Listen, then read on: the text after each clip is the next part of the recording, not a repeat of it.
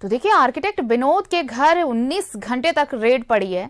और 19 घंटे बाद टीम बहुत सारे दस्तावेज लेकर निकली वहां से। फिलहाल हम आपको वहां की तस्वीर दिखाएंगे। सहयोगी दीपक हमारे साथ जुड़ रहे हैं वहां से। दीपक, देखिए, ये 19 घंटे तक छापेमारी चली और इस दौरान जो जो बातें सामने आई हैं वो वाकई चौंकाने वाली हैं कि उसके लिंक कहां से थे। आप देखिए, ये विनोद कुमार वही है जो तत्कालीन धनबाद एसएसपी संजीव कुमार के पैसों का लेखा जोखा भी रखा करता था और खुद जब रेड पड़ी इसके घर में तो रेड से पहले उसने अपने एक कर्मचारी को कई दस्तावेज लेकर फरार कर दिया। बहुत सारा झोल है और अब ये जो खेल है अवैध कमाई का वो बहुत जल्दी सामने आने वाली है सारी तस्वीरें।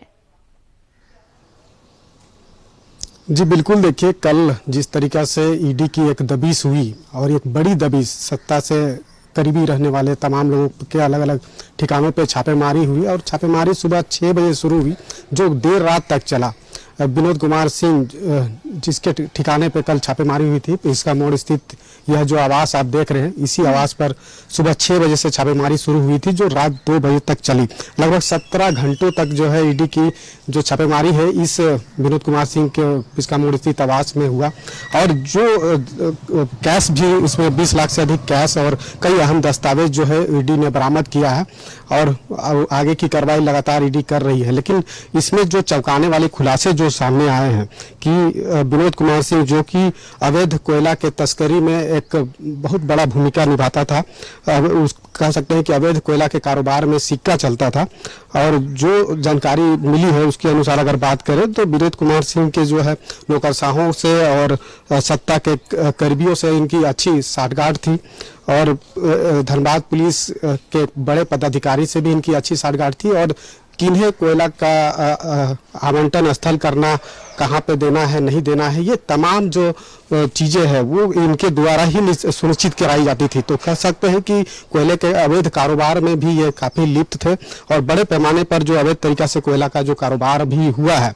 और हो रहा है तो उसमें भी इनकी एक अहम भूमिका है। तो ये कह सकते हैं कि जिस तरीका से ये जो कार्रवाई हुई है, अब आने वाले समय में ये भी देखना होगा कि जिन जिन लोगों के ठिकानों पर जो ईडी की छापेमारी हुई है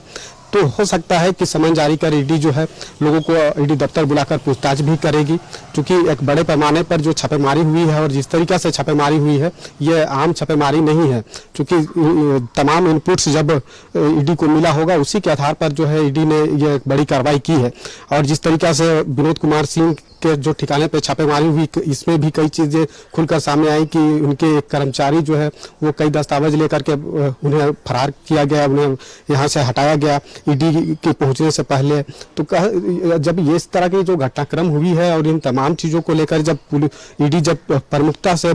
जब समन जारी करके जब पूछताछ करेगी तो कई अहम खुलासे भी होंगे और जो दस्तावेज बरामद किया है उस दस्तावेज को पूरी तरीका से खंगाला जा रहा है। तब आने वाले समय में हो सकता है कि कई और भी चौंकाने वाले से हो सकते हैं जो अभी तक सामने नहीं आया है। लेकिन जो अभी जानकारी मिल रही है कि अवैध तरीका से कोयला का जो तस्करी है और कोयला का जो कारोबार है उसमें इनकी भूमिका रही है, सत्ता और नौकरशाहों से इनकी करीबी रहा है, धनबाद के बड़े अधिकारी से इनकी अच्छी साठगांठ थी और उसी के बदौलत जो है वो किन्हें कोयला आवंटन का स्थल कहाँ पे देना है कहाँ नहीं देना है वो तमाम चीज़ें तय इनके द्वारा किया जाता था। तो एक बहुत बड़ी कार्रवाई जो ईडी की हुई है, अब आने वाले समय में देखना होगा कि ईडी की जो छापेमारी के बाद जो आगे की कार्रवाई है वो क्या होता है, क्योंकि ईडी अगर समन जारी कर, जाहिर सी बात है कि अगर ईडी दफ्तर बुलाता है और पूछताछ की जाती है तो एक सवाल तो जरूर है। देखिए, ईडी के एक्शन को लेकर कई सवाल भी उठते रहे हैं कि ये मुखौटा है सरकार का और सरकार के इशारे पर काम करती है, केंद्र सरकार के इशारे पर। लेकिन अगर आप देखें इन मामलों में ईडी की कार्रवाई जब से हुई है तो कई ऐसे चेहरे बेनकाब हुए हैं जो सफेद पोश तो थे लेकिन पीछे काली कमाई चल रही थी, अवैध धंधा चल रहा था। यहां पर भी आप देखिए विनोद कुमार आर्किटेक्ट, लेकिन उसके पास ऐसी अवैध संपत्ति, और सिर्फ यहीं की बात नहीं करें, देखिए कोयले का जो अवैध खेल है, जो कारोबार चल रहा है, वहां पे कैसी गठजोड़ चल रही थी। तत्कालीन एसएसपी संजीव कुमार के पैसों का लेखा जोखा ये रखा करता था, स्कॉर्पियो में भर भर कर पैसे आ रहे थे धनबाद से, और उसके बाद देखिए ये पूरी काली कमाई जो है, ये कोयले का काला खेल, इसमें भी पूरी तरह से इसकी संलिप्तता अब सामने आ रही है जो दस्तावेज बरामद हुए हैं। तो अब ये जांच जब शुरू होगी तो सिर्फ विनोद कुमार तक ही नहीं रहेगी, जो तत्कालीन एसएसपी संजीव कुमार थे वहां तक भी ये जांच पहुंचेगी।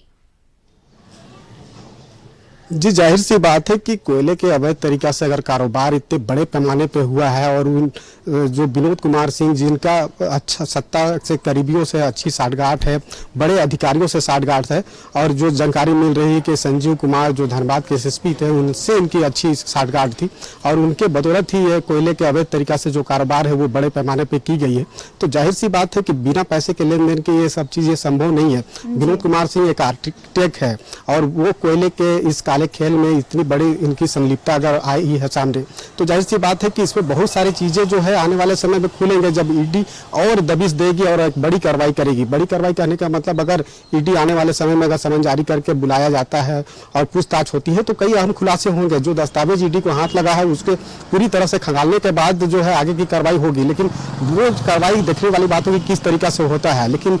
अभी तक जो कार्रवाई हुई है ये एक चौंकाने वाले जो खुलासे है वो सामने आए हैं। संजीव कुमार जो धनबाद के एसएसपी थे उनसे इनकी अच्छी साठगांठ थी और पैसा का जो खेल है वो बड़े पैमाने पे हुआ है। और जाहिर सी बात है जब भी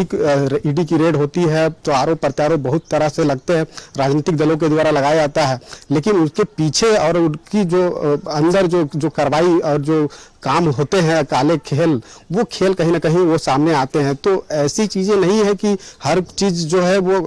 किसी ना किसी चीजों को लेकर के ही होती है, लेकिन जब ईडी को इनपुट्स मिलता है और उसी के आधार पर जब कार्रवाई करती है तो बहुत सारी चीजें खुलकर सामने आती है, जो सामने आया भी है आरती। जी बिल्कुल। और एक तरफ देखिए ये कोयले का खेल तो है ही, लेकिन आप देखिए एक आर्किटेक्ट है और इसकी पैठ देखिए निगम में कैसी है कि हर नक्शा पास कराने पर प्रति फीट 25 रुपए की वसूली वहां से भी हो रही थी। यानी कि ये जो पैसे कमाने का जरिया इसने ढूंढ रखा था वो अलग अलग जरिया है। दीपक आप जरा गौर करिए कि आर्किटेक्टिंग से इसे पैसे मिल रहे थे, आप देखिए निगम से ये वसूली कर रहा था, कोयला का काला खेल जिसमें ये खुद पूरी तरह से शामिल था, यानी अलग अलग सोर्सेस थे इसके पास ब्लैक मनी जमा करने के।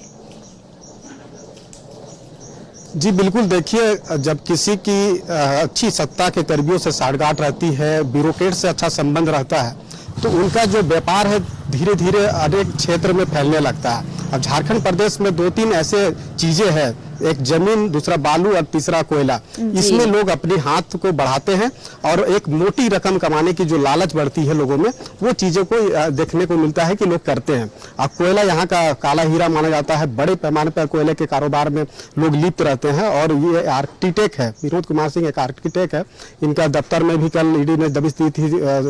रोस्पा टावर स्थित दफ्तर में, और वहाँ पे छापेमारी एक लंबे समय तक हुई और उसके बाद उस दफ्तर को सील भी किया गया और कई अहम दस्तावेज भी जो है ईडी को बरामद हुई है। तो ये एक आर्किटेक्ट थे और जब उनके जो व्यापार है या कारोबार है वो कोयले की तरफ अगर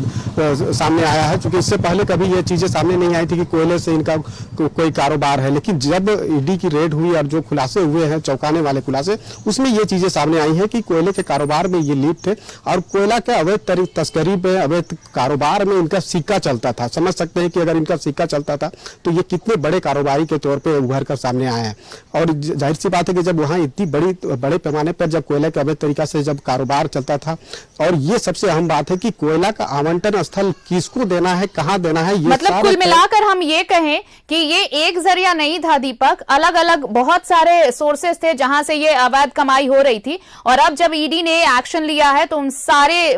कमाई का, वो जो काली कमाई करके आपने जमा कर रखी है, उसका हिसाब आपको देना होगा, जो दस्तावेज बरामद किए हैं ईडी ने। बहुत बहुत धन्यवाद आपका हमारे साथ जुड़ने के लिए और तमाम जानकारी के लिए। तो ईडी की ताबड़तोड़ छापेमारी चली कल झारखंड में और आर्किटेक्ट विनोद कुमार जिसके आवास पर 19 घंटे तक छापेमारी चली, कई दस्तावेज बरामद हुए हैं, कुछ प्रिंटर भी हाथ लगे हैं और अब उन दस्तावेजों की जांच होगी। लेकिन इसके बाद जो चेहरे सामने आए हैं, कई और चेहरे हैं जो ईडी की रडार पर आ चुके हैं।